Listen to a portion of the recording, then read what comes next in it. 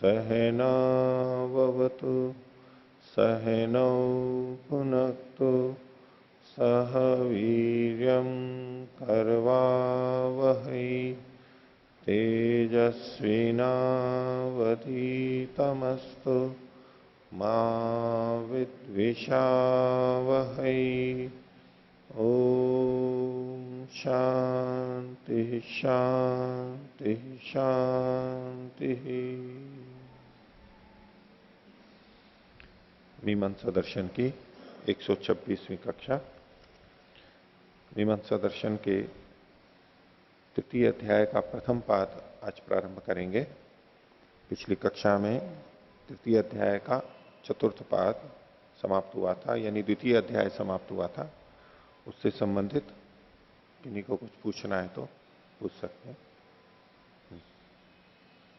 पृष्ठ संख्या 27 उत्तर 67 627 627 सूत्र संख्या 27 सारस्वते विप्रतिषेधात् यदेति स्यात् यदा शब्दस्य प्रयोगणे कथम समाधीयते तत् स्पष्टम न हो। इसमें परस्पर विरोध तो आ रहा है, ये स्वीकार कर रहा है सिद्धांति। सारस्वते विप्रतिषेध है, विपरीत वहां पर हो रहा है, विरुद्धता आ रही है। तो इसलिए यदा सन्नायिनः, ये की जगह मूल में ये शब्द है, उसकी जगह पे तात्पर्य में लेते हुए बोले यहां यदा अर्थ लेना चाहिए, इसका यदा शब्द का प्रयोग करना चाहिए। ये कल्पित है, कल्पित किया जाता है, क्योंकि अर्थ संगत नहीं लग रहा है तो उस अर्थ को, उचित अर्थ को देने वाला शब्द वहां पर रख देते हैं, या तो उसी उचित अर्थ को वहां से ले लेते हैं। तो जब सान्नाई होंगे, जब पुरोडाशी होंगे, तब ये भाषा इस बात को बताती है कि एक ही कोई चीज है और उसमें जब पुरोडाशी होते हैं या सान्नाई होते हैं तो इससे ये पता लगता है कर्म एक ही है। दो बातें तो कही जा रही हैं, जब ये होता है तो ये, जब ये होता है तो ये, ऐसा करे। ठीक है, रतंतर साम या बृहद साम जो करे, ऐसा होता है तो ये होता है तो ये करे, जब ये होता है तो ये करे, जब ये होता है तो ये करे। तो इससे अब अर्थ एकदम बदल जाता है। जो पूर्व पक्षी को आशंका थी कि ये दो तरह की चीजें कहने से यहां कर्म का भेद मानना चाहिए, उसको हटा दिया इन्होंने।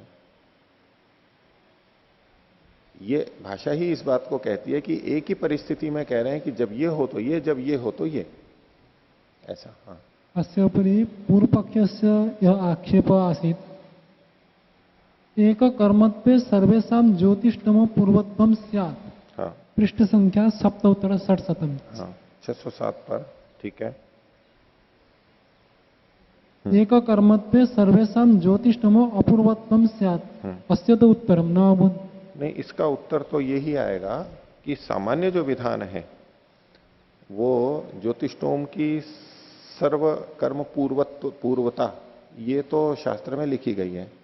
वो वचन अपनी जगह पे सत्य होते हुए भी जब इस वचन में यदा सान्नाई न, यदा पुरोडाशी न, अथवा ये जब प्रयोग आ रहा है, इस वचन के सामर्थ्य से इसमें हम पक्ष भी, विकल्प भी मानेंगे कि वो जो ज्योतिषोम की सर्वकर्म पूर्वता थी वो अपरिहार्य नहीं है, वो कहीं कहीं छूटती भी है। वो ऐसी स्थिति बन सकती है सामान्य रूप से या प्राय करके, तो वो पहले होना ही चाहिए। लेकिन अगर नहीं कर रखा है तो ये करेगा, और ये करते हुए एक तरह से प्रायश्चित जैसा हो गया ना। ये प्रायश्चित जैसा कहिए, क्योंकि ये पुरोडाशी न थे, उपवसन थे, ये उपवास करते हैं, और जो सान्नाई है उनको उपवास नहीं करना पड़ता है, वो बस केवल वत्स को उससे हटाते हैं, इतना ही है। तो अलग अलग स्थिति में कुछ ना कुछ भिन्नता तो कर दी गई, तो ये स्वीकार्य हो गया है। अपवाद इसके अपवाद के रूप में वचन के सामर्थ्य से ये अपवाद हो गया। तो कर्म के एकत्व में ज्योतिषोम पूर्वत्व सभी का हो, जो 100% पूर्व पक्षी कह रहा था, उसमें सिद्धांति ने कहा ये 100% नहीं है, कुछ इसमें अवकाश रहेगा, जो भी 1, 2, 5% है, अत्यल्प अपवाद मानना पड़ेगा वहां पर। और कोई? पृष्ठ संख्या 628 628 सूत्र 29 के भाष्य में यहाँ बताया कि जो बृहत साम है, रथंतर साम है, इनका तो हम अनुवाद करेंगे, और अश्व श्याव अश्व है उसकी हम विधि यहाँ से कर देंगे। तो इसका जो पूर्व पक्ष था पृष्ठ संख्या 608 में, तो वहाँ पर जो पूरा वाक्य था उसमें अग्निष्टोमो यज्ञ ये भी पद था। तो ऐसे में फिर अगर हम रथंतर साम का अनुवाद करेंगे तो अग्निष्टोम यज्ञ के लिए फिर क्या क्या करेंगे, विधान करेंगे, अनुवाद करेंगे, उसके विषय में कुछ कहा? नहीं नहीं, देखो वो ऐसा कुछ नहीं, आप देखो उसको 608 पर जी 608 पर कह रहे हो ना, जी तो उसमें किस चीज की, देखो उपहव्यो अनिरुक्तः, ये दोनों में समान है। जी अग्निष्टोमो यज्ञ और यहां पर उक्थ्य यज्ञ है, जी बस इतना सा है। रथन ये यज्ञ संस्था है, रथंतर साम और बृहत साम। तो रथंतर साम और बृहत साम की भिन्नता को पूर्व पक्षी ने कहा था। देखो तीसरी पंक्ति में, कर्मैकत्वे रथंतर वचनम बृहद वचनम च अनर्थकम। रथंतर वचन और बृहद वचन पे उसको आपत्ति थी, ठीक है। तो उसके लिए इन्होंने कह दिया कि ये तो प्राप्त है ही, इसमें ये प्राप्त है ही विकल्प से। तो जब रथंतर साम होगा तब क्या करना है, और जब बृहत साम होगा तब क्या करना है। प्रकृति में ही रथंतर साम और बृहत साम दोनों की प्राप्ति है, विकल्प प्राप्त है वहां पर। लेकिन उस विकल्प की स्थिति में दक्षिणा में जो भेद आना है उसको यहां पर केवल कहा गया। जी जी, ये तो जी स्पष्ट हो गया। इसमें जो, चूंकि ये जो यज्ञ हैं अग्निष्टोम और उक्त्य, ये तो दोनों अलग अलग सोमयाग हैं। अग्निष्टोम और उक्त्य उक्त्य याग जो है, हाँ तो अलग है, कोई बात नहीं है, संस्थाएं हैं ये। हाँ तो अग्नि ये नहीं, ये देखो अलग याग हैं, वो ज्योतिष्टोम के भेद के रूप में जी है जी कि वहां पर इनसे अंत किया जाता है। अग्निष्टोम, अग्नि की स्तुति की जाती है, उक्ते ये वहां पर संस्थाएं हैं, वहां पर ये अंत में बोले जाते हैं। लेकिन ये तो उपहव्य नाम का है, उपहव्य संज्ञक एकाह रूप सोमयाग है, उसकी भी अग्निष्टोम संस्था हो सकती है, उक्ते संस्था हो सकती है। अच्छा इसका ये अर्थ नहीं है कि ये अग्निष्टोम यज्ञ उक्थ्य यज्ञ कहा जा रहा है तो ये ज्योतिष्टोम ही है। यहाँ पर ज्योतिष्टोम नहीं है, ये अच्छा जी ज्योतिष्टोम नहीं है, ये अन्य यागों में भी संस्थाएं होती हैं। तो ये यहाँ पर उपहव्य नाम का जो एकाह सोमयाग है उसमें ये संस्था है अलग अलग। जी। तो अगर इसको हम ज्योतिष्टोम की ना माने और यहाँ पर जो उपहव्य की है अगर उसकी भी माने तो भी तो इसमें जी भेद है, दोनों में अलग इसमें अलग विकल्प मानेंगे, इसमें इसको इन्होंने छेड़ा नहीं है, हाँ जी बिल्कुल नहीं छेड़ा, इससे जी कोई अंतर नहीं आने वाला है। संस्था चाहे ये हो चाहे ये हो, लेकिन अगर इसको भी लेना, इन्होंने उल्लेख नहीं किया है, इससे कोई फर्क नहीं पड़ रहा होगा, तो इसलिए। या तो जी ऐसा दोनों पक्ष इस बात को स्वीकार करते हो कि ये भी अनुवाद रूप में हो।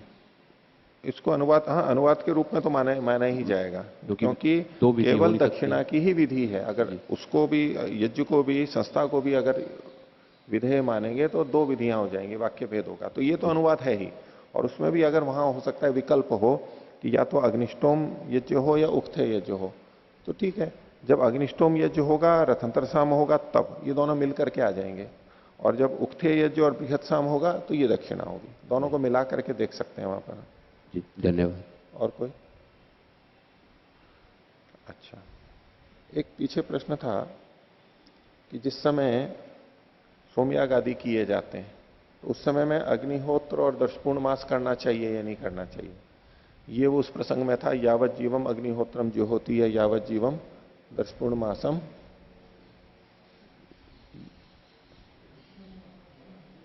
दर्शपूर्ण मासाभ्याम यजेता। तो यावत जीवन कहे गए, तो जब सोमयाग आदि होते हैं तब इनका क्या होता है, किए जाते हैं या नहीं किए जाते हैं। तो इसके लिए मीमांसा में 10वें अध्याय के अंदर 8वें पाद में, 10वें अध्याय के 8वें पाद में, 10वें अध्याय में भी 8 पाद हैं, अभी तीसरा आएगा उसमें भी 8 पाद हैं, यानी दुगने हैं। छठे अध्याय में भी है, ऐसे 10वें में भी है। तो 10:8 के अंदर एक प्रसंग आता है, उसके वहां इसी विषय में चर्चा है और इससे जुड़ी भी कुछ बातों की और चर्चा है, पूरा अधिकरण है वहां पर, लंबी चर्चा है। तो वहां वचन मिलता है, दीक्षितो न ददाती न जुहोती न पचती। जो दीक्षित हो जाता है, यानी सोमयाग किया और उसकी दीक्षा ले लिया अब उसने, अब उस काल में आने वाले, उसमें वो दान नहीं करता है, दीक्षित जो हो गया, न ददाती न जुहोती। न जुहोती मतलब अग्निहोत्र नहीं करता है वो, जो क्रिया चल रही है उसी को कर रहा है। अब अग्निहोत्र उसके लिए लागू नहीं है, वहां पर लागू नहीं है, ये समझना चाहिए। 10 पूर्णमास है, ये है, या और भी जो कुछ है। और वहां ये चर्चा चलती है कि न ददाती, इसका मतलब क्या है कि जिस याग को, सोम याग को कर रहा है उसमें भी कुछ नहीं देता है या उससे अतिरिक्त कुछ नहीं देता है।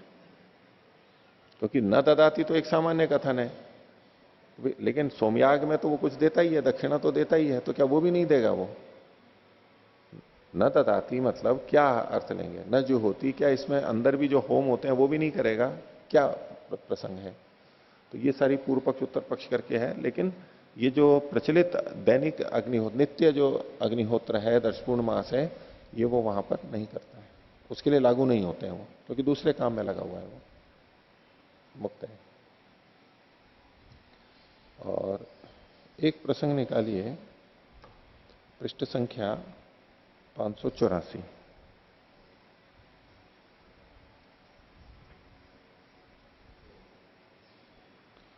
आग्नेयादि कामेष्ट्यधिकरणम, इसमें फलम च अकर्म सन्निधौ, द्वितीय अध्याय के तृतीय पाद का 25वां सूत्र, पृष्ठ संख्या 584।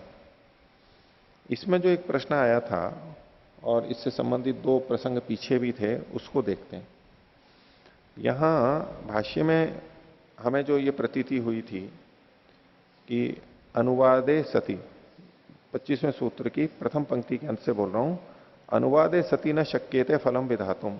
अगर इसको अनुवाद मानेंगे निर्वपेत को, आग्नेयम अष्टाकार पालम निर्वपेत रुक्काम इत्यादि जो वचन है, तो अनुवाद मानने पर फल की विधि नहीं हो सकती। क्यों नहीं हो सकती? विधायक से अभावत, क्योंकि यहां पर विधायक नहीं रहेगा कोई। अब विधायक कैसे नहीं रहेगा? तो उसकी दृष्टि से हम यहां ये सोचते थे कि निर्वपेत ये जो शब्द है, ये चूंकि अनुवाद कर रहा है, अनुवाद को कह रहा है, याग का अनुवाद कर रहा है, तो अब फल को विधान करने के लिए कुछ है ही नहीं। तो वहां पर एक बात आती थी कि निर्वपेत में धात्वंश है, उसका तो अनुवाद हो गया, उसका तो अनुवाद हो गया, और जो प्रत्ययांश है उससे गुण की विधि, फल की विधि हो जाएगी। ये जो एक प्रसंग था, तो क्यों नहीं प्रत्यय से यहां पर विधि मान ली गई? अनुवाद है तो भी प्रत्यय से तो विधि मानी जा सकती है, जैसा कि दूसरे प्रसंगों में उन्होंने स्वीकार किया है, तो वैसा यहां पर क्यों नहीं माना?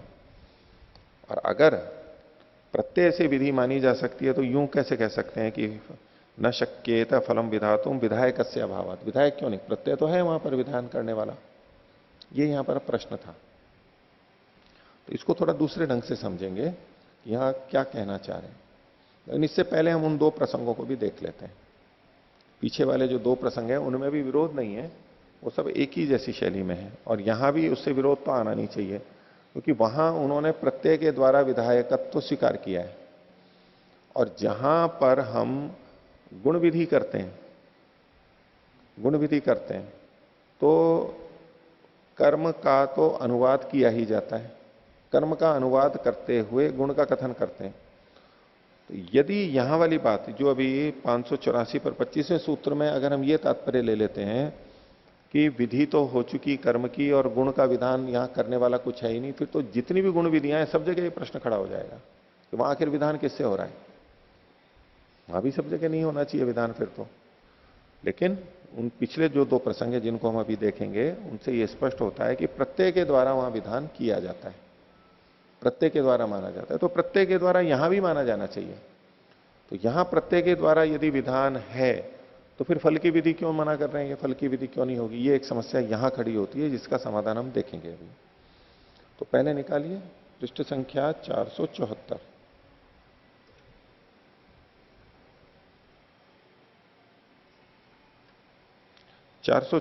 पर भाष्य की अंतिम पंक्ति, बिल्कुल नीचे से यह प्रसंग प्रारंभ हो रहा है। पूर्व पक्षी कह रहा है यदि जुहोति इति अनुवाद, जुहोति ये शब्द यदि अनुवाद है, क्योंकि सिद्धांति इसको अनुवाद मान रहा है, तो केने दानिम गुणों विधि है, तो गुण की विधि कौन कर रहा है? पूर्व पक्षी व्यंग से बोल रहा है दधि शब्देन इति मां वोचता, दधि शब्द से मत कह देना दधना जुहोति, क्योंकि दधि शब्द भी वहां पर पड़ा हुआ है, क्योंकि दधि शब्द को तो विधायक कहा ही नहीं जा सकता। तो इस पर सिद्धांति उत्तर दे रहा है ननु इदानी में एवं वाक्यात गुण व्यापार गम्य थे इत्युक्तम। अभी तो मैंने कहा था कि वाक्य से गुण का व्यापार जाना जाता है। वाक्य से, वाक्य से कैसे जाना गया कि उसके अंदर जैसा कि आगे भी कहा जाएगा कि दधना जुहोती, जुहोती में धात्वंश का तो अनुवाद है, लेकिन प्रत्यय गुण का विधान कर रहा है। तो प्रत्यय गुण का विधान कैसे कर रहा है? वाक्य से कर रहा है।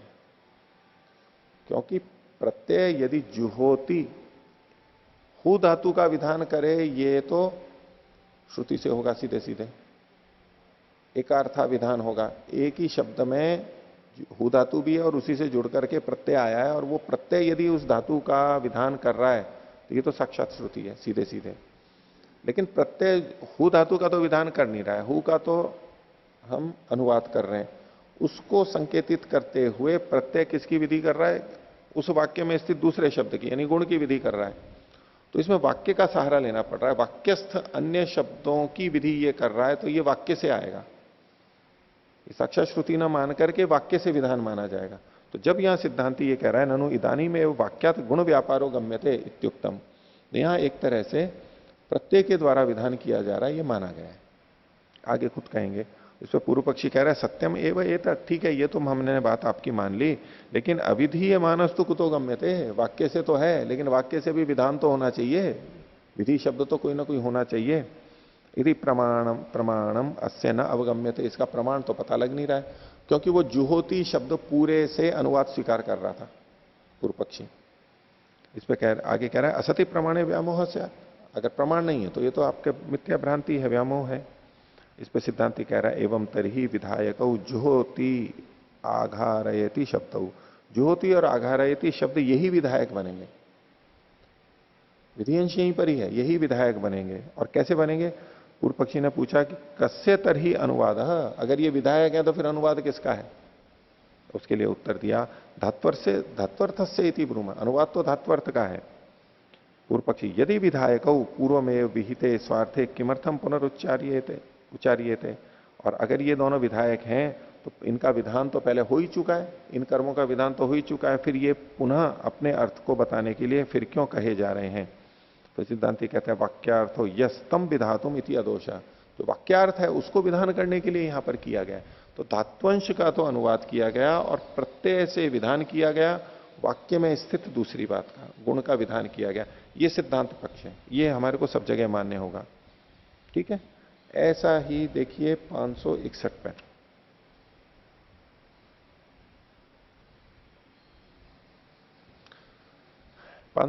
पर भाष्य देखिए ऊपर से, अथवा यो सौ विधायक शब्द स लक्षितव्योपयुक्त है, जो विधायक शब्द है वो लक्षित से जुड़ा हुआ है, ऐसा अगर माने तो विधायक अभावात एको अपि अर्थो न शक्यते विधातुम, यदि ये लक्षितव्य से उपयुक्त है तो विधायक का अभाव होने से एक भी अर्थ का विधान नहीं किया जा सकता, अन्य चीजों का गुणों का विधान नहीं किया जा सकता। और यदि कहें कि अथ स एव लक्षयिष्यति तेनैव च विधायिष्यते गुण इति, यदि उसी से लक्षित भी किया जा रहा है, उसी से गुण का भी विधान किया जा रहा है, तो ये नहीं हो सकता। क्यों?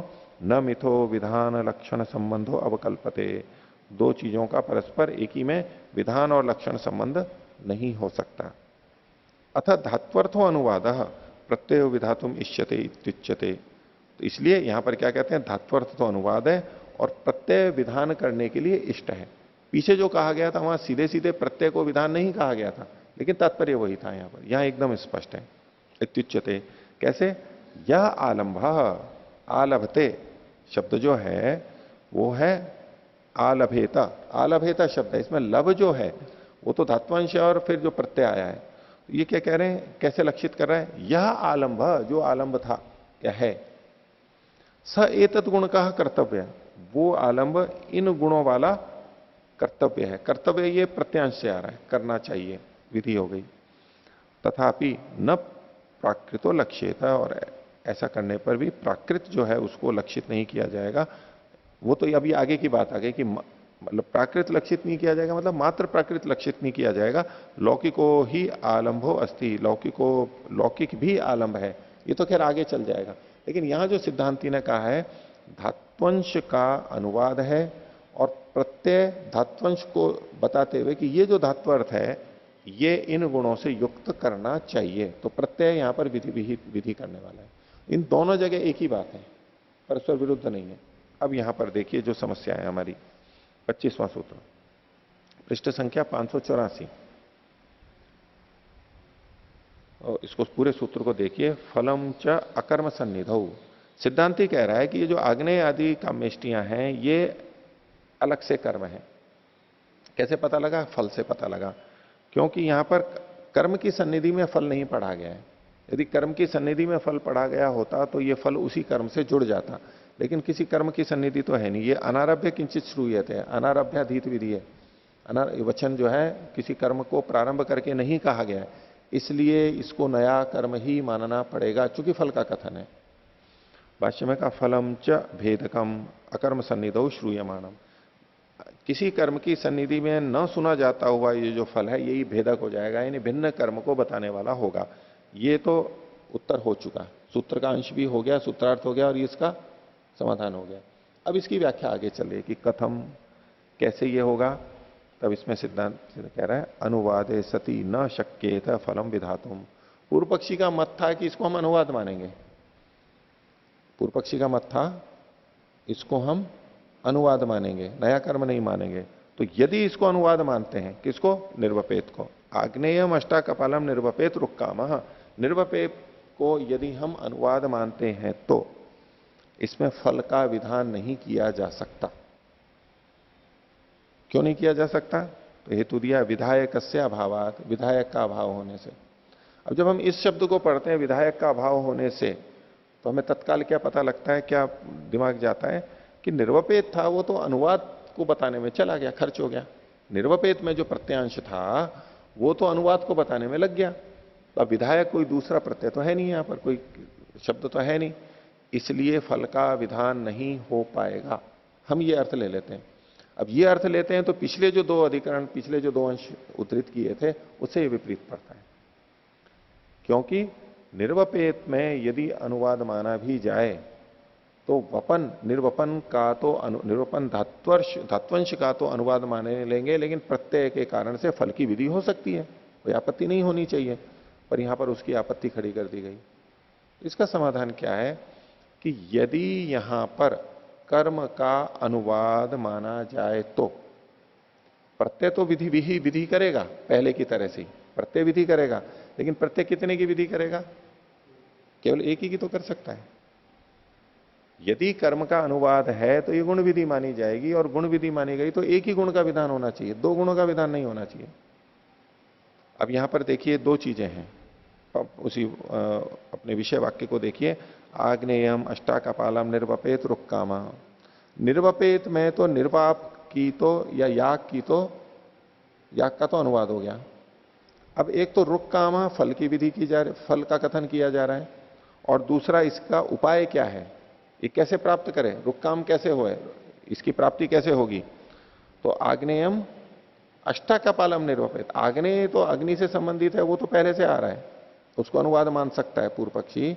निर्वाप की अग्नि से संबंधित है, ये जो कर्म है ये दर्शपूर्ण मास में आग्नेय आदि का कथन किया गया है।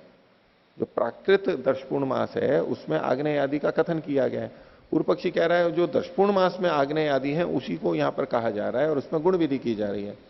तो पूर्व पक्षी की दृष्टि से अभी देखिए, तो जो आग्नेय का निर्वाप है ये तो अनुवाद रूप से आ गया, लेकिन इसमें जो कपाल का विधान है, अष्टाकपालम करेंगे या एकादश कपालम करेंगे इत्यादि जो भेद करेंगे, यानी देवता और देवता का पीछे से मान भी लिया यदि, लेकिन फिर भी आग्नेय जो अष्टाकपाल है इसके द्वारा रुक की प्राप्ति होगी, रुक काम। फल की प्राप्ति के लिए उसका कोई उपाय भी होना चाहिए। यहां उपाय क्या है? निर्वपेत तो अनुवाद हो गया, रुक काम है, रुक काम के लिए क्या करेगा? तो आग्नेयम अष्टाकपालम। दूसरे वाक्य में देखिए ब्रह्मवर्चस काम है, यहां फल का कथन हो गया, निर्वपेत अनुवाद है, लेकिन ब्रह्मवर्चस काम हो कैसे, उपाय क्या है इसका? तो अग्नि शोमियम एकादश कपालम, यह उपाय कहा गया यहां पर। ठीक है। इसी तरह तीसरे में ऐन्द्रम एकादश कपालम निर्वपेत प्रजा काम, तो निर्वपेत अनुवाद हो गया धात्वंश का, प्रजा काम ये फल है, और ऐन्द्रम एकादश, ऐन्द्राग्नम एकादश कपालम, ये विधि है, ये उपाय कहा गया है।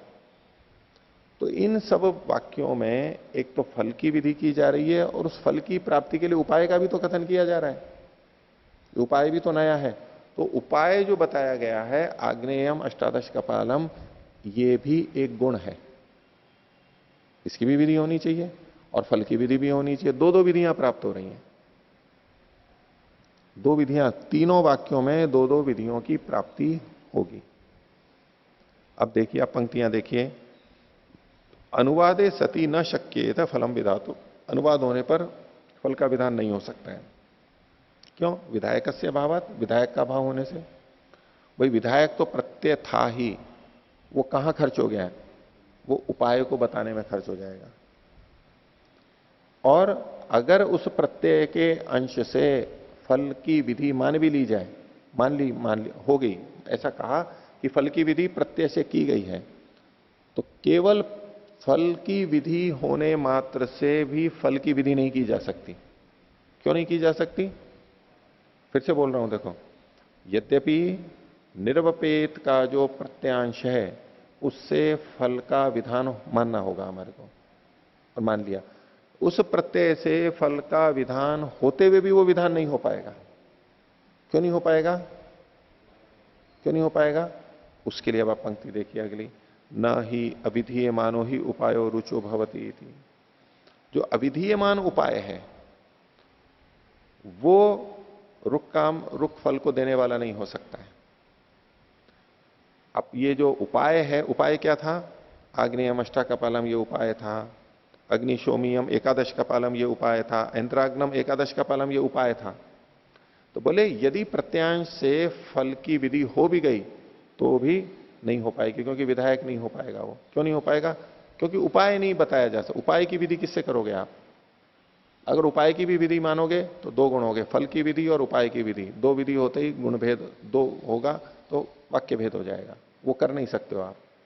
तो न ही अविधीयमानो ही उपाय रुचो भवती इति गम्यते।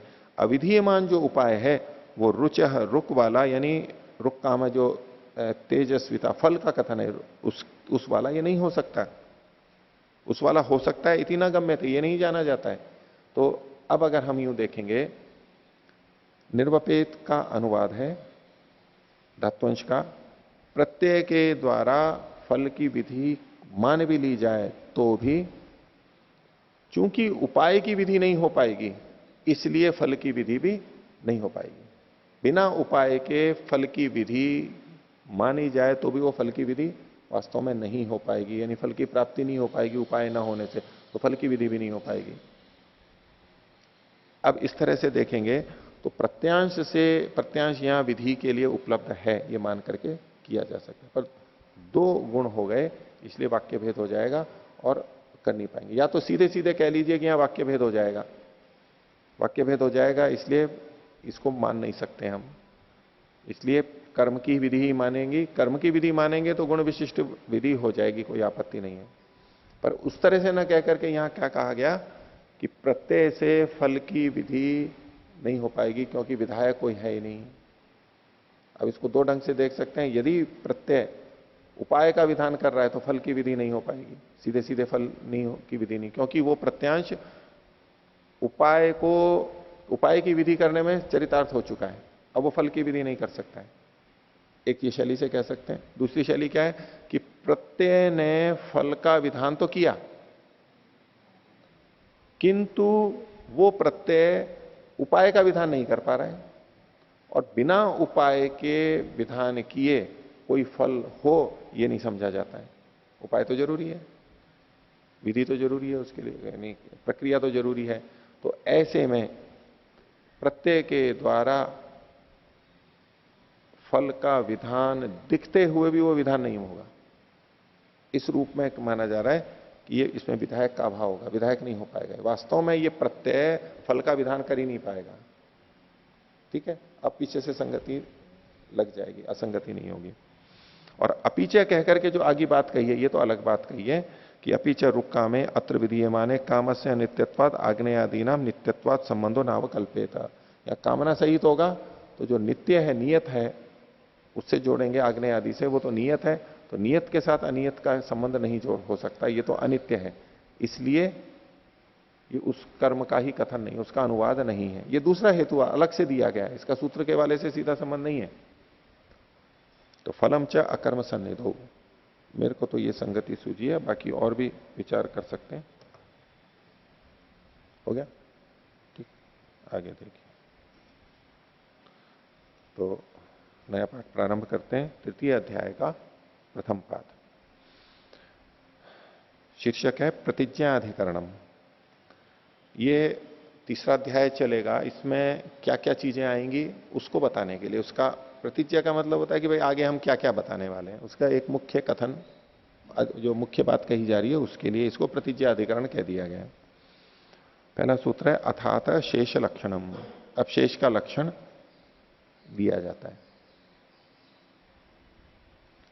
वो शेष का लक्षण तो आगे बताएंगे दूसरे सूत्र में, लेकिन अथात शेष लक्षणम ये एक प्रतिज्ञा की गई, शेष का लक्षण आगे बताएंगे। भाष्य देखिए, नाना कर्म लक्षणम वृत्तम, अनेक प्रकार के कर्म के लक्षण बता दिए गए। इस कारण से इसको कर्म कहेंगे, इस कारण से इसको कर्म कहेंगे, यानी पृथक कर्म कहेंगे, ये बता दिया गया है। अनंतरम शेष लक्षणम वर्तयिष्यामा, अब शेष का लक्षण बताएंगे, शेष के बारे में बताएंगे। तो कह शेष, शेष क्या है, कौन है शेष, केन हेतु ना शेष है, किस हेतु से वो शेष है, और कथन च विनियुज्यते, उसका विनियोग कैसे किया जाता है, ये आगे चर्चा चलेगी। श्रुत्यादीनी च विनियोगे कारणानी इति वक्ष्यते, और क्या कहा जाएगा कि श्रुति आदि जो है वो विनियोग में कारण बनते हैं। विनियोग विधि होती है, विनियोग करते हैं। तो वहां पर जो हमने अर्थ संग्रह में भी देखा था, तो श्रुति, लिंग, वाक्य, प्रकरण, स्थान, समाख्या, इनको किसके अंतर्गत लेखा दिया था, विनियोग के अंतर्गत लिया था, कि इसका विनियोग कहां किया जाएगा, इसमें निर्णय करने के लिए श्रुत्यादि प्रमाणों से हम वहां पर निर्धारण करते हैं, बलाबल को देखते हुए। तो इस अध्याय के अंदर श्रुत्यादियों का के विनियोग में जो श्रुत्यादि जो है वो विनियोग में कारण है, इसको बताया जाएगा। और तेषाम च बलवत अबलवत्ता, इनकी बलवत्ता और अबलवत्ता, कि कौन किसकी अपेक्षा अधिक बलवान है और कौन दुर्बल है, ये भी बताया जाएगा। ये तीसरे अध्याय का विषय बताया। एतत् तात्पर्येण अन्यद अपि उपोद्घातादिना, इस तात्पर्य से ये जो मुख्य बातें कही गई, इसी को बताने के प्रसंग में उपोद्घात या भूमिका आदि के प्रसंग में अन्य भी कुछ बातें बताई जाएंगी। इति प्रतिज्ञाधिकरणम, बस ये प्रतिज्ञा हो गई, ये एक अधिकरण पूरा हो गया। तीसरे अध्याय के विषय को यहां पर रखा गया। दूसरा अधिकरण शेष लक्षणाधिकरण, शेष का लक्षण क्या है। तो दूसरा सूत्र है शेषः परार्थत्वात्। शेष जो होता है, शेष किसे कहते हैं, परार्थ होने से वो शेष है। परार्थत्वात्, दूसरे के लिए होने से, दूसरे के प्रयोजन के लिए होता है, उसे शेष कहते हैं।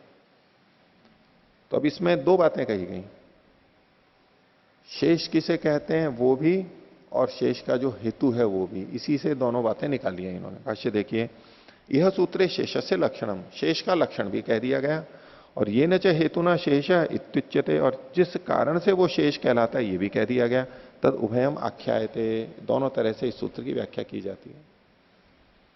शेष किसे कहते हैं, शेष किसे कहते हैं, शेष है परार्थत्वात्। परार्थत्वात् वैसे पंचमी विभक्ति है हेतु के अंदर, परार्थ होने से शेष है। तो शेष किसे कहते हैं ये नहीं बताया गया, परार्थ होने के कारण से ये शेष है। वाक्य रचना तो ये कह रही है, परार्थत्वात् शेष है, परार्थ होने से ये शेष है, दूसरे के लिए होने से ये शेष है।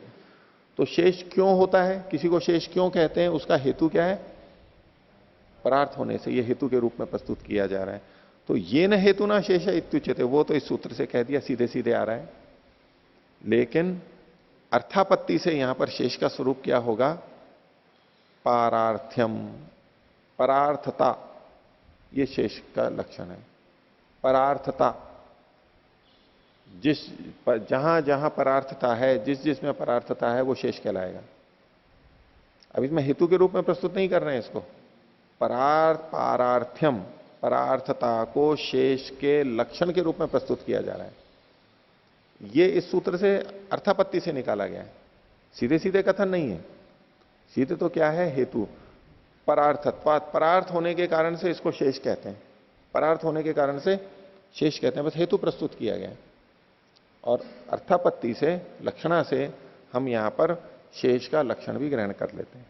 आगे, यह परस्य उपकारे वर्तते स शेष इत्युच्यते। ये शेष का लक्षण है। शेष किसे कहते हैं? जो पर के उपकार में विद्यमान है। परार्थ शब्द को खोल दिया, पर मतलब तो दूसरा और अर्थ मतलब प्रयोजन। दूसरे के उपकार में, प्रयोजन नहीं उपकार में, जो दूसरे के उपकार में विद्यमान रहता है उसे शेष कहते हैं। तद्यथा, जैसे कि ये परार्थास्ते वक्तारो भवंती, जो दूसरों के लिए होते हैं वो इस तरह से बोलते हैं। ये लोक का उदाहरण दिया जा रहा है, लौकिक वाक्य का। जो दूसरे के लिए काम करते हैं वो ये कहे जाते हैं। शेष भूता वयम इह इति, इसको विपरीत अल्प विराम में ले लीजिए। शेष भूता वयम इहेति, हम यहां शेष भूत हैं, हम शेष भूत हैं। तो ये जो शेष भूत है विपरीत अल्प विराम में, ऐसा ये लोग बोलते हैं जो दूसरे के लिए काम करते हैं। भाई जो मालिक के लिए काम करता है तो मुख्य कौन हुआ? तो मालिक हुआ, मालिक के लिए काम करते हैं। कोई बहुत बड़ा समवाय हो, फैक्ट्री हो, संस्थान हो, उसमें कर्मचारी काम कर रहा है, तो वो कर्मचारी ये भी कह सकता है कि ये मेरी फैक्ट्री है। दूसरा किसी उसको कहे, ओ इतनी बड़ी फैक्ट्री में काम, वो भी खुश होता है। वैसे तो बहुत बड़ी अच्छी फैक्ट्री में काम करता हूं, इतना टर्नओवर है, इतना व्यापार होता है, इत्यादि विशेष है। पर वो जो है कि बोले तो इतनी बड़ी फैक्ट्री है, तो कहता है भाई हम तो मजदूर हैं, हमारी क्या, हमारा संबंध तो हम काम करते हैं और हमारे को वेतन मिलता है, इससे आगे क्या है? इससे आगे कुछ नहीं है। हम तो दूसरों के लिए काम करते हैं, मालिक के लिए काम करते हैं। इसमें हम तो नहीं, हम तो शेषभूत हैं यहां पर। हमारा क्या है? हम तो यहां पर कर्मचारी हैं, हम तो यहां पर कर्मचारी हैं बस। कई लोग, मंत्री लोग भी बोलते हैं विनम्रता के लिए, मंत्री हो क्या बोलते हैं? हाँ, सेवक बोलते हैं, लेकिन मंत्री के साथ जुड़ा हुआ तुकबंदी में बोलते हैं, बोले हम तो संतरी हैं। संतरी कहते हैं चौकीदार को, देखभाल करने वाला। भाई मंत्री है, मंत्री शब्द होते ही तो यूं आता है जैसे अधिकार आ जाता है ना, एक अधिकारी को है। बोले हम अधिकारी नहीं है, मेरा तो कुछ है नहीं इसमें, मैं तो संतरी हूं, इसकी रक्षा के लिए यहां पर काम कर रहा हूं। जैसे चौकीदार काम करता है ऐसे इसकी रक्षा सुरक्षा के लिए काम कर रहा हूं। मंत्री, संतरी। कौन बोलते हैं? कौन मुनि? ओ हाँ, हाँ तो मजदूर मतलब हम सेवा कर रहे हैं, सेवा कर रहे हैं, इससे कुछ कमा तो रहे नहीं है, सेवा कर रहे हैं, संस्था की सेवा कर रहे हैं, एक संस्था के सेवक के रूप में हम काम कर रहे हैं। इस रूप में जो कहा जाता है, प्रधानमंत्री भी कहे या जो और मंत्री होते हैं, राजनेता अलग अलग विभागों के, भाई मैं तो संतरी हूं, इस विभाग को देखभाल करने आया हूं, और तो क्या है, मालिक थोड़ा ना बन गया हूं मैं। तो जो मजदूर होते हैं, वो ये सेवक होते हैं, वो इसी रूप में बात करते हैं। बोले तो शेषभूता वयम यह, हम तो यहां पर शेषभूत हैं। अपूर्व पक्षी कहता है ननु योपि प्रधान भूता सोपि कदाचित परार्थे वर्तते।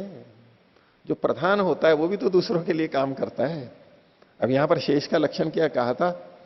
परार्थत्वात्, पर दूसरे के लिए होने से। तो जो जो दूसरे के लिए होगा, अब यू व्याप्ति उसमें लगाने लगे कि जो जो दूसरे के लिए होता है वो शेष होता है। तो जिसको हम प्रधान कहते हैं, जो स्वामी होता है, वो भी तो दूसरों के लिए होता है। उसके लिए उदाहरण दिया इन्होंने, यथा उपाध्याय प्रधान भूतः शिष्याणाम विद्या विनयाधाने वर्तते। जैसे उपाध्याय यानी अध्यापक होता है, वो प्रधान होता है, उपाध्याय प्रधान होता है और विद्यार्थी अप्रधान होते हैं, लेकिन फिर भी वो शिष्यों के विद्या और विनय के आधार में विद्यमान रहता है, यानी उसके लिए काम करता है। शिष्यों में विद्या है, शिष्यों में विनय यानी शिष्टाचार है, उसके लिए वो काम करता है। तो वो परार्थी तो हुआ, दूसरों के लिए तो हुआ। तो इसलिए वो भी, यानी जिसको हम प्रधान कहते हैं वो भी तो दूसरे के लिए होता है। तो ये जो आपने लक्षण बता दिया कि जो परार्थ होता है वो शेष होता है, ये हेतु तो व्यभिचरित हो रहा है, प्रधान में भी घटता है, ये ठीक नहीं है। इस पर सिद्धांति कहता है सत्यम वर्तते, ठीक है, उपाध्याय में भी घटता है, लेकिन यस्तु अत्यंतम परार्थ तम वयम शेष इति ब्रूमा। जो अत्यंत परार्थ होता है, जो पूरा ही दूसरे के लिए होता है, उसको हम यहां पर शेष कहते हैं। ये जो आपने प्रधान कहा है, ये अपने लिए भी होता है और दूसरे के लिए भी होता है, ये अत्यंत परार्थ नहीं है। अपने लिए होते हुए दूसरों के लिए होता है, उसको शेष नहीं कहेंगे, तो दूसरे के लिए तो होता ही है। अब उसके लिए इन्होंने उदाहरण दे दिया। तो यस्तु अत्यंतम परार्थ तम वयम शेष इति ब्रूमः। अत्यंत मतलब सर्वथा। उदाहरण के लिए कहा यथा गर्भदास कर्मार्थ एव स्वामिनः। जो गर्भदास होता है, गर्भदास का मतलब गर्भ से ही जो दास यानी सेवक के रूप में पैदा होता है। उसके माता पिता दास थे, किसी व्यक्ति के काम में लगे हुए थे, और जो पैदा हुआ तो वो भी वहां होता है कि पैदा होते ही यानी वो इनके अनुबंध में इस तरह होता है कि उसकी जो भी संतान होगी वो भी दास ही बनेगी, उनकी सेवा ही करती रहेगी। ये गर्भदास हो गया। तो ये जन्म से ये अपने लिए नहीं होता है, दूसरे के लिए ही होता है, अपना कुछ नहीं कर सकते, स्वामी के लिए ही करेंगे। ये जो दास प्रथा थी उसका यहां संकेत है। युधिष्ठिर जी ने इसका विवरण में भी दिया है, वो पढ़ लेना कि दास प्रथा या गर्भदास जो है ये निंदित है, ये वेद सम्मत नहीं है। ये सब मनुष्य बराबर होते हैं, अपने कर्मानुसार कार्य करते हैं, उसमें सेवक होते हैं, ठीक है, जो और कार्य नहीं करते वो सेवक होते हैं। लेकिन जन्म मात्र से कोई सेवक ही पैदा हो, जन्मना, ये वैदिक पद्धति में स्वीकार्य नहीं है। लेकिन बीच में ये प्रचलित हो गया था, जिसका संकेत यहां भाष्य से हमें पता लग रहा है। तो यथा गर्भदास कर्मार्थ एवं स्वामी न, स्वामी के कर्म के लिए ही होता है। और अनड्वांश्च क्रियते वक्षति इत्येव। अनड्वान यानी बैल, बैल जो खरीदा जाता है किस लिए, वो वहन करेगा। वक्षति, ये वह धातु का लट लकार का प्रयोग है कि वो वहन करेगा यानी ढोएगा।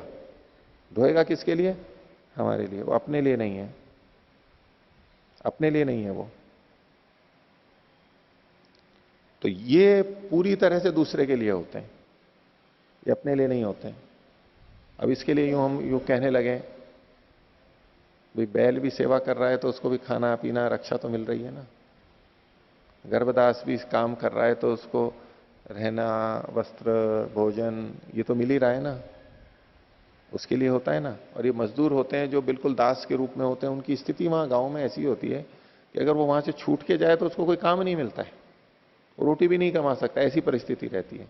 वो या ऐसी स्थिति बनाई रखी जाती है, तो वो भाग करके वापस वहीं आता है उसी स्वामी के पास कि चलो खाने को तो मिल रहा है, पेट तो भर रहा है, जीवन तो चल रहा है, भले ही कितना भी काम कर रहे हैं, कितना भी अत्याचार कर रहा है, लेकिन और कोई उसके पास विकल्प ही नहीं होता है, कहीं जा नहीं सकता, कोई रखेगा नहीं, तो ऐसे वो वापस वहीं वहीं आ जाते हैं वो।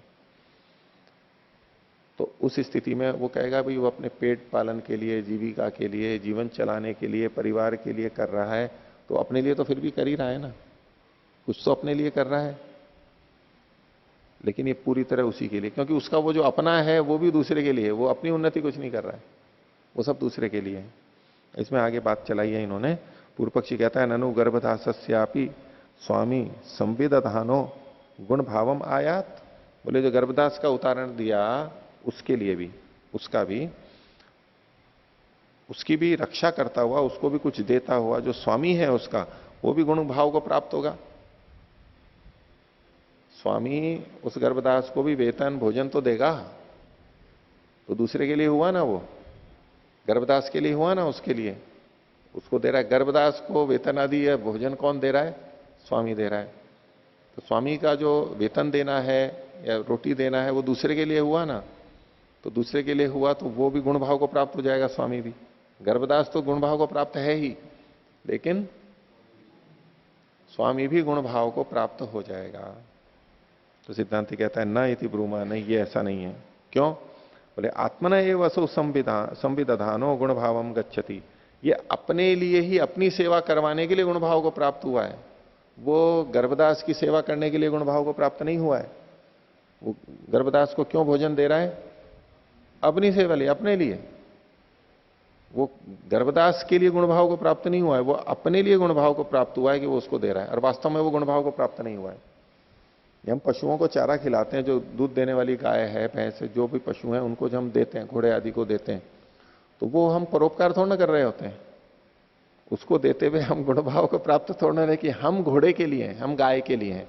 हाँ, जो व्यक्ति गौ सेवा के लिए लग जाता है, गाय सेवा ही मेरा प्रयोजन है, उससे अपने के लिए कुछ नहीं ले रहा है, वो बस काम चल रहा है, जीवन चल रहा है, बाकी है गायों के लिए, वो तो उसके लिए तो कह सकते हैं कि ये गायों के लिए है, वो गुण भाव को प्राप्त है। लेकिन जो गाय आदि पशु हमारे दूध आदि के लिए रखे जाते हैं, उसको जो हम भोजन देते हैं, उसको भोजन देते हुए स्वामी गुण भाव को प्राप्त नहीं होता है। और गुण भाव को प्राप्त होता भी है तो वो अपने लिए देता हुआ गुण भाव को प्राप्त हो रहा है, उनके लिए नहीं दे रहा है वो, इसलिए गुण भाव को प्राप्त नहीं कहलाएगा ये। तो आत्मने वसो संविदधानो गुण भावम गच्छति नान्तरीयकत्वात् गर्भधास्य उपकरोति अनडुहो वा, वो केवल गर्भधास के लिए उपकार कर रहा हो और केवल बैल का उपकार कर रहा हो, ऐसा नहीं है। ऐसा होता तो फिर माना जा सकता था। नान्तरीयकत्वात् मतलब अनिवार्य होने से, उसके पास उपाय नहीं है। गर्भदास को रोटी दे, वो वैसे ही भिक्षा दे, वैसा तो कर नहीं रहा है, उससे काम लेना है इसलिए दे रहा है, इसलिए और कोई उपाय नहीं है। बैल को भी चारा खिला रहा है तो और कोई उपाय नहीं है, इसलिए खिला रहा है, नहीं तो उसका काम ही नहीं निकलेगा, स्वार्थ की हानि हो जाएगी। अति स्वार्थ जो होता है वो अपने स्वार्थ की हानि कर देता है। अगर गाय भैंस को, घोड़ों को चारा कम दिया जाए, स्वार्थ के लिए तो कम देते हैं कि हमारा पैसा बच जाएगा, तो जो अति स्वार्थ होता है वो अंततः हमारे ही स्वार्थ की हानि करता है। अति स्वार्थ हमेशा खुद की ही हानि करता है, पलट करके हमारी हानि कर देगा। तो नान्तरीय कत्वा, और कोई उपाय नहीं होने से वो उनका करता है। यस्तु अत्यंतम परार्थ तम वयम शेषम ब्रूमा इति, जो अत्यंत परार्थ है उसी को हम शेष ऐसा कहते हैं, शेष इति ब्रूमा, उसको हम शेष कहते हैं। अत्यंत परार्थ होना चाहिए। तो जीवात्मा शेष है या प्रधान है?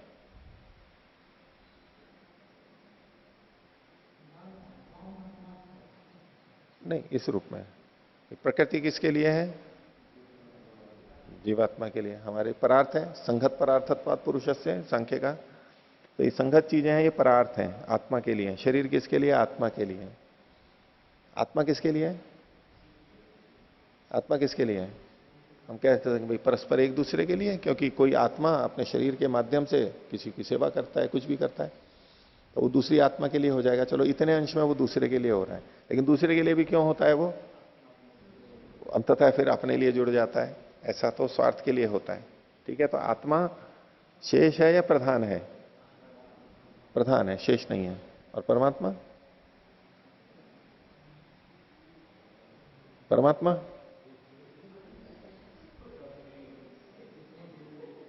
जीवात्माओं के लिए है ना। परमात्मा जीवात्माओं के लिए तो है, अपने लिए तो नहीं है ना। परार्थ है, तो जो परार्थ होता है वो शेष होता है। है? इस दृष्टि से प्रकृति भी परार्थ है और परमात्मा भी परार्थ है, जीवात्माओं के लिए है, जीवात्माओं के लिए। लेकिन ये बात वहां इस रूप में नहीं घटती, क्योंकि वो अपने लिए कुछ नहीं लेता है, वो बस केवल हित कामना से हमारे लिए करता है। तो उस दृष्टि से, लेकिन हम उसको बड़ा मानते हैं क्योंकि वो हमारे लिए से कुछ नहीं लेता है, इसलिए वो हमारे लिए बड़ा है, पूजनीय है। उस रूप में वो शेष होने से अप्रधान नहीं हो गया। हमारे को घमंड करने की बात नहीं है इसमें। प्रकृति अपि अस्मभ्यः किमपि न गृह्णाति, वो तो जड़ है, जड़ तो अपने लिए लेता ही नहीं है, वो चेतन होते हुए भी नहीं लेता है। न गृह्णाति इति हेतु न हो। नहीं, इसलिए साथ में चेतन जोड़ दिया ना। चेतन जोड़ दिया भाई, वो तो ले ही नहीं सकती है, इसलिए उसमें लेने का प्रसंग ही नहीं उठता है, असंभव होने से। आप जो कह रहे हो प्रकृति नहीं लेती, तो क्या ले सकती है वो? परमात्मा अपि न ग्रहीतुम् अर्हति। परमात्मा तो चेतन है, ले सकता है, सामर्थ्य है, जैसे देता है वैसे ले भी सकता है, लेकिन वो लेता नहीं है, उसको आवश्यकता नहीं है। इसलिए प्रकृति तो ले ही नहीं सकती है, वो तो चेतन ही नहीं है। ठीक है, आगे देखिए।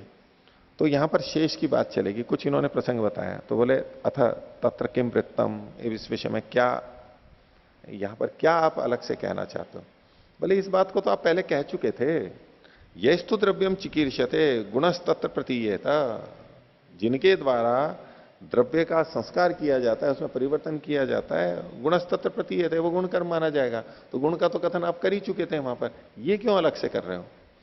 तो कहा तत्र अपूर्वार्थता व्यावर्तिता दृष्ट प्रयोजना नाम आख्याता नाम।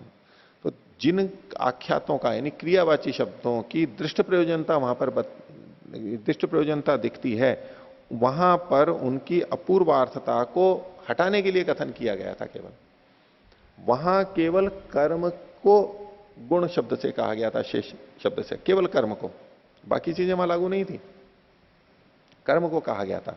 और उस कर्म की चूंकि दृष्ट प्रयोजनता दिखाई दे रही है उन आख्यातों की, इसलिए वो अपूर्व के लिए नहीं है।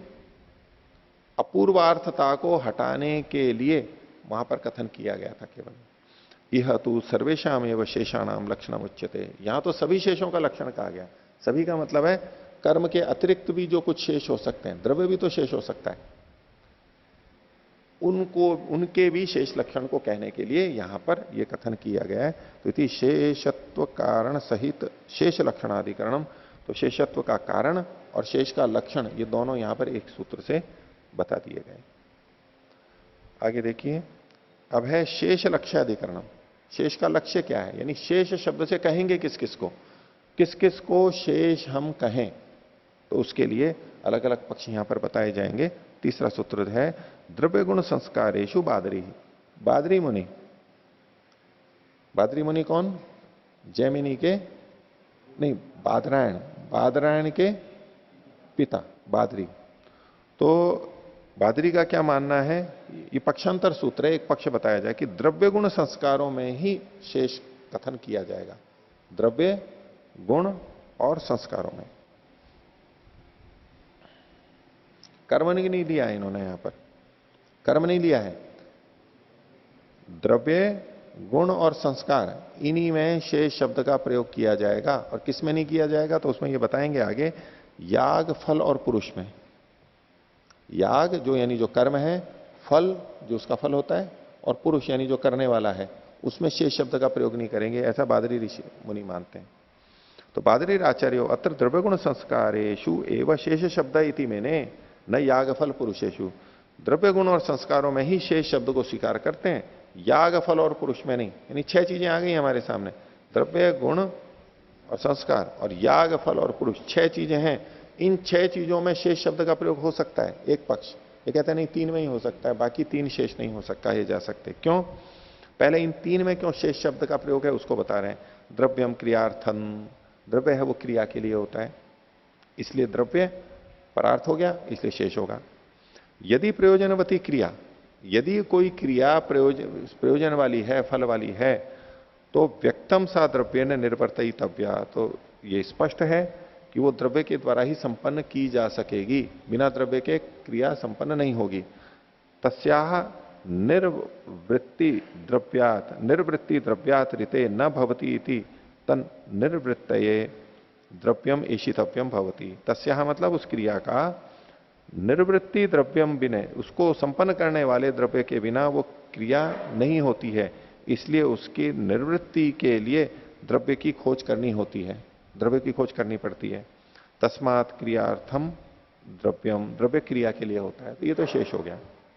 दूसरा कहा गुण, गुण शक्नोति विशिष्टम द्रव्यम चोदितुम लक्षयितुम, गुण विशिष्ट द्रव्य को संकेतित करने में कारण बनता है, उसको विधि करने में, लक्षित करके विधि करने में सहायक बनता है। जैसे कहा कि श्वेत अश्व ले, रक्त अश्व को लेवे।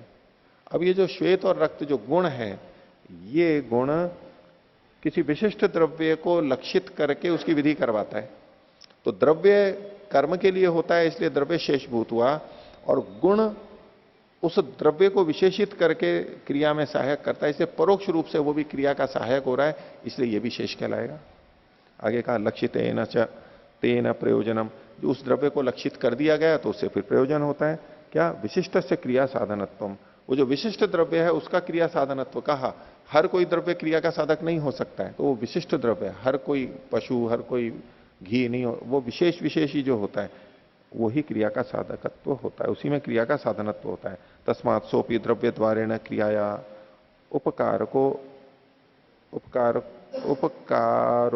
उपकरोति क्रियाया उपकरोति इति क्रियार्थ एवं, तो ये द्रव्य के माध्यम से क्रिया का उपकार करता है, इसलिए ये भी क्रिया के लिए होगा, इसलिए गुण भी शेष कहलाएगा।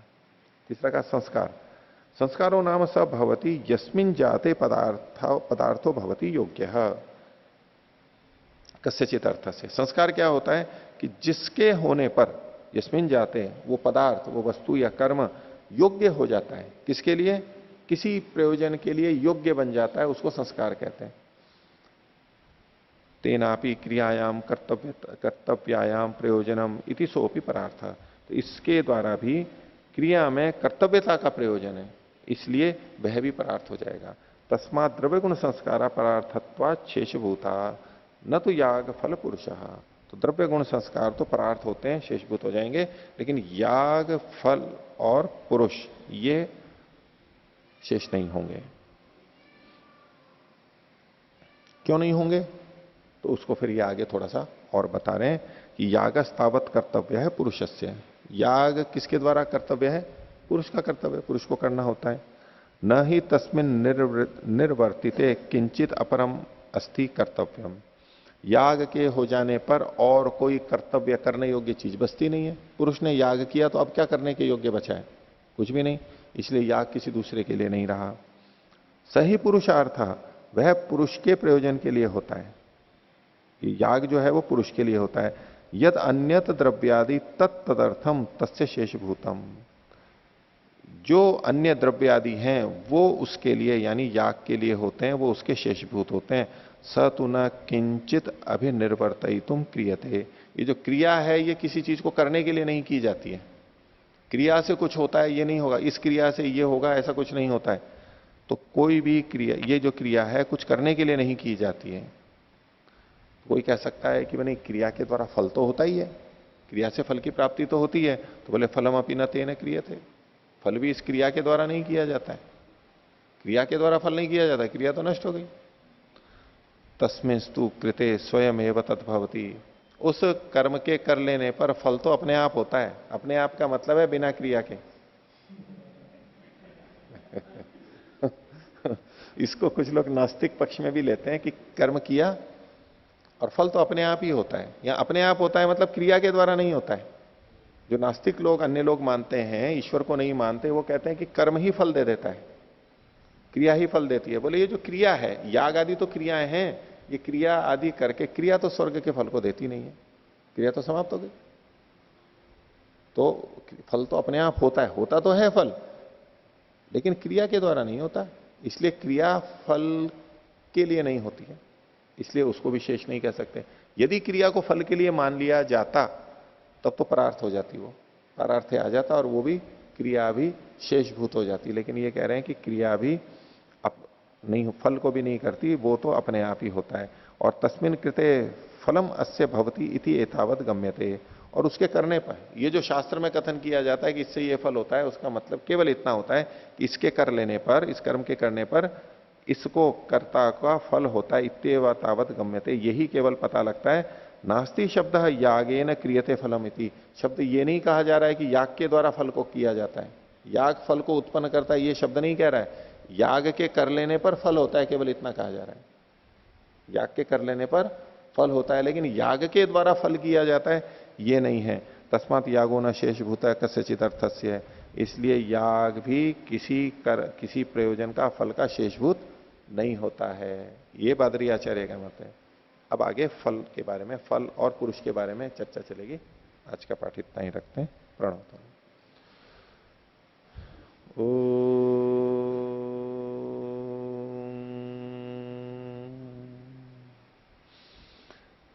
ओ